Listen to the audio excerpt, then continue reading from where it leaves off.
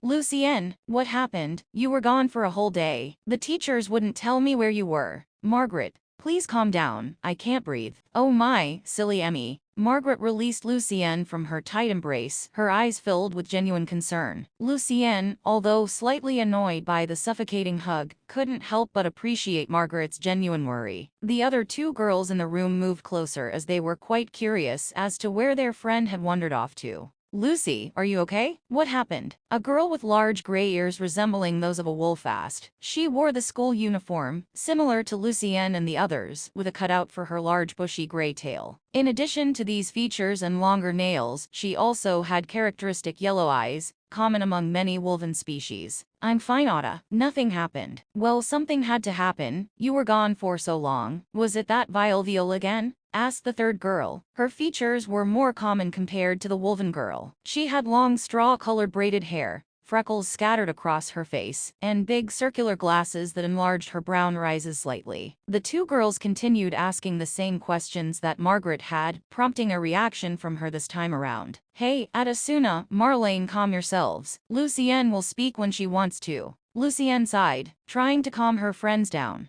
It's a long story, and I'll tell you all about it. But first, let me breathe a bit, and we can sit down. The four girls settled into a circle, with Lucienne taking a moment to gather her thoughts before recounting the events of the past day. She shared the story of Viola's plot, the unauthorized expedition, and the subsequent hearing. As she spoke, the room's atmosphere shifted from concern to disbelief and anger. That's outrageous. How could they blame you for something Viola orchestrated? Margaret exclaimed, her fists clenched in frustration. That's not fair at all. We need to do something about it. Atasuna declared, her wolf-like ears twitching in frustration. We better not. Viola and her house are well connected. They can bend the rules to their liking. Marlene explained while lifting her big glasses slightly, her expression indicating disappointment. Well, I don't want to make things worse. And she has been punished already. She won't be attending classes for the next 2 months, and that night of hers had been banned from the institute. Lucienne let out another sigh while glancing in Margaret's direction. She knew that her friend had a more fiery personality. The two had met at the middle dormitory, and she feared that if Margaret did something to antagonize the high nobles, she too would be sent to this lesser dormitory, where she had encountered her two new friends and roommates. Though, that is surprising. Who was that enforcer? He wasn't afraid to go against a Castellane, and even defeated that powerful knight. Margaret changed the subject, and the girls focused on the other prominent person involved in this incident, the new assistant professor named Wayland. He was probably single-handedly responsible for the punishment of their biggest enemy, Viola. Considering that he wasn't afraid of confronting her, it was plausible that he had some strong backing. Do you know who he is? He seemed like a good person. I don't really know much about him, but it felt like I could trust him. The other girls in the room noticed that Lucienne's face showcased a smile after she started talking about the new enforcer. She brought up how he even gave her some delicious food, and helped her regain some of her stamina with an unknown spell. If Lucy says that he is trustworthy, then it's probably true. The girls started nodding, knowing that their friend had a certain sixth sense when it came to measuring people's true inclinations. All of them smiled at each other, relieved that the incident had a good resolution. However, their smiles disappeared instantly as they spotted a strange person looking at them from a distance. The door was open, but they hadn't noticed that someone had appeared there. Who are you? Asked Margaret. Hide behind me, Marlene and Lucienne, said Atasuna, who started growling like a wolf. Marlene seemed slightly frightened, while Lucienne quickly moved forward to calm everyone down. It seemed that the girls identified her savior as a suspicious person who had somehow sneaked into the dormitory. Some of them were even going for a few of their artifact items that could produce magical effects quickly.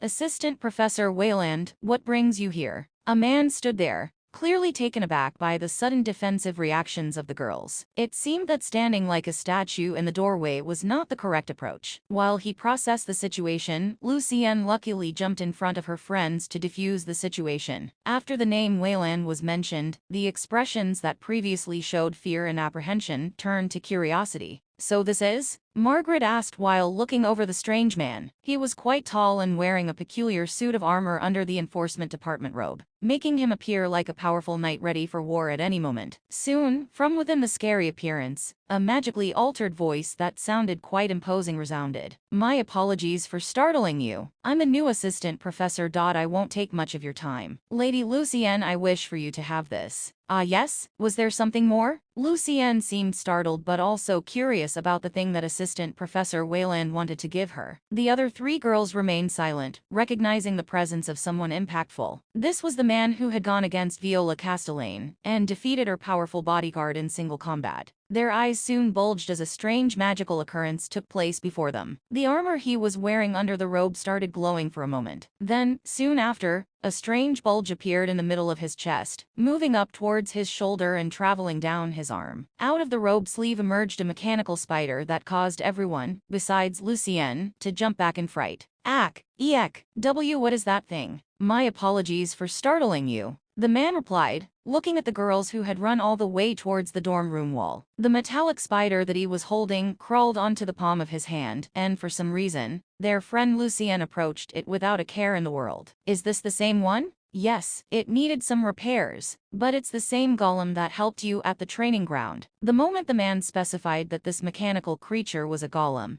the other girls seemed to relax slightly. In a world filled with various creatures, a metallic-looking spider could easily be mistaken for a type of monster or other suspicious creature. Knowing it was a magical construct like a golem reassured them, alleviating any fears. I see that you are confused. Let me explain then. Due to the recent events in that hearing, it would be better if you had this golem accompany you. It will inform me whenever you are in danger. Accompany me? Yes, I wish that it was different, but it will be safer this way. Ah, I understand. The girls here were around the age of 15, with Margaret being a bit older. It didn't take a genius to realize what the man here was implying. He expected some other incidents to befall Lucienne after the hearing. They all knew that Viola's influence extended within the institute, and some other students might try to make life difficult for their friend. The golemic spider here was meant to keep her safe and inform this enforcer of any troubles. However, they all didn't know if they could fully trust this man either, as it could have just been an excuse to place a monitoring device close to their friend, with the true reason for it being something entirely different. Great. Now, let me explain a few things.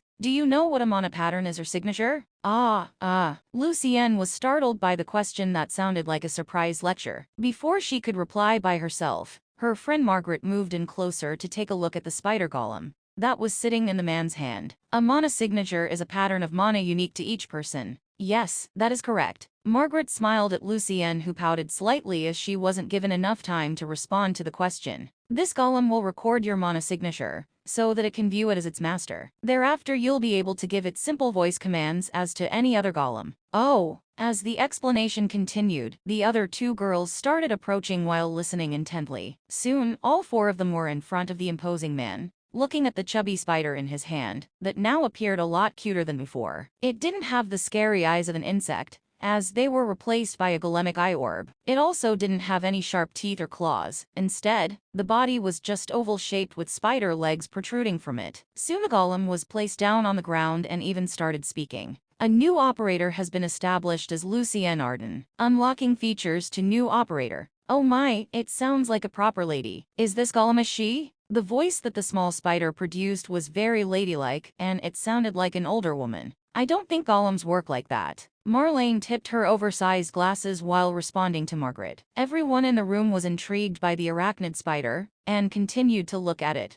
while the assistant professor explained some of its features. It can change color? Is it a chameleon spell of some sort? No, it uses a special alloy in tandem with runes. Oh, how fascinating. Quick, Lucy, tell it to change to red. Mr. Golem, please become red? Affirmative, changing color to red. The girls were ecstatic when looking at the metallic creature, which switched from a shiny chrome coloring to a bright red. While they didn't grasp the reasoning behind magical alloy and runes, they could see that it worked. The small metallic spider crawled around, showcasing its new red hue, changing colors a few times after being commanded to do so. The girls were fascinated by the color-changing ability and bombarded the assistant professor with questions about its other features. It can detect malicious mana effects like traps? Yes. Can we give it a name? Like Buggy? Yes, you can do that. Oh, if it can document voices, does that mean that it can do the same for melodies? I guess it could be used for playing music, yes. Can it give a massage? Or maybe heat up water for tea?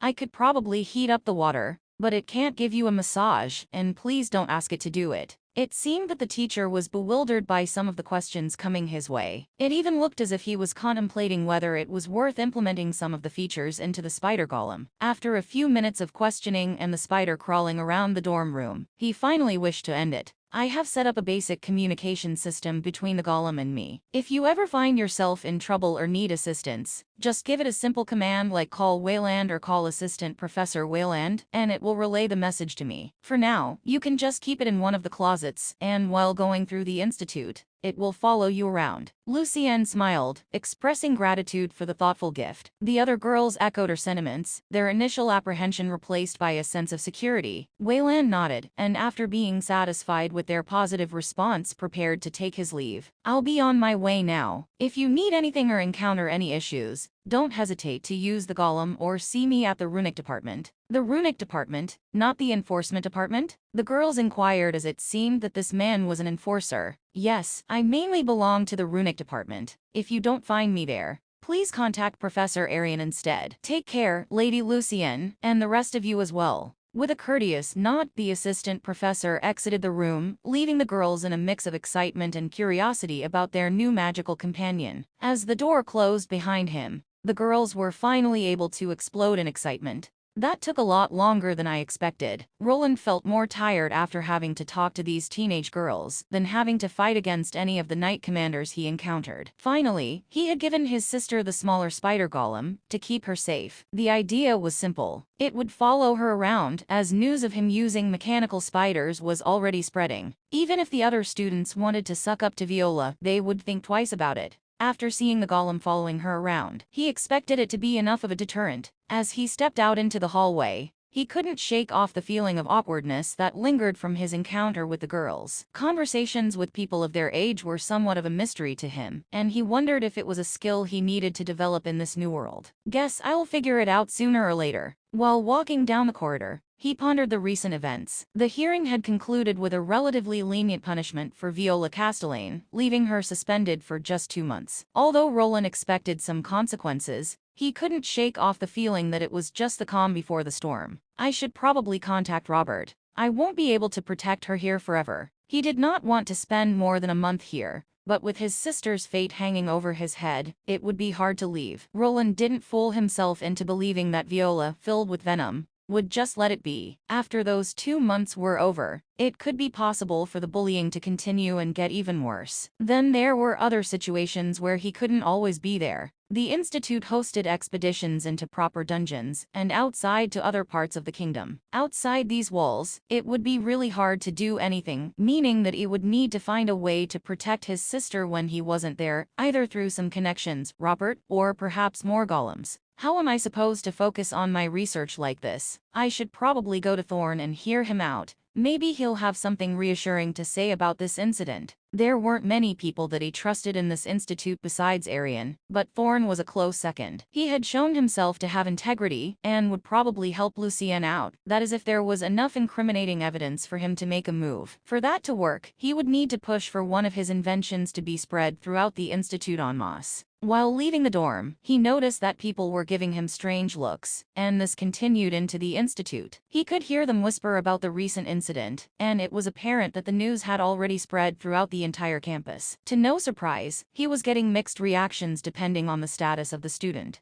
The commoners were intrigued, while the nobles were appalled by the new enforcer, who seemingly didn't care about rank. No one dared to confront him directly, but during his walk to the enforcement department, it became clear that his plan of not sticking out had failed. Now he could only hope that his newest one would bear some fruit. Eventually, he arrived at Thorn's office, but what he found there was not something he expected. Enforcer Wayland, good that you are here. We have a problem. There is a problem, sir? Yes, the headmistress wants to see you. It would be wise not to let her wait. We will talk about other things later. The headmistress, you mean? After returning to Thorn's office, Roland wanted to do nothing more than talk about the implementation of his recording devices, but he was taken by surprise. The institute leader wanted to see him, and from what he knew, she was an archmage, a Tier 4 class holder of unknown goals and standing. It was not someone that he ever wanted to meet during his stay here, but there was no way of refusing this order. He needed to go there and do it now.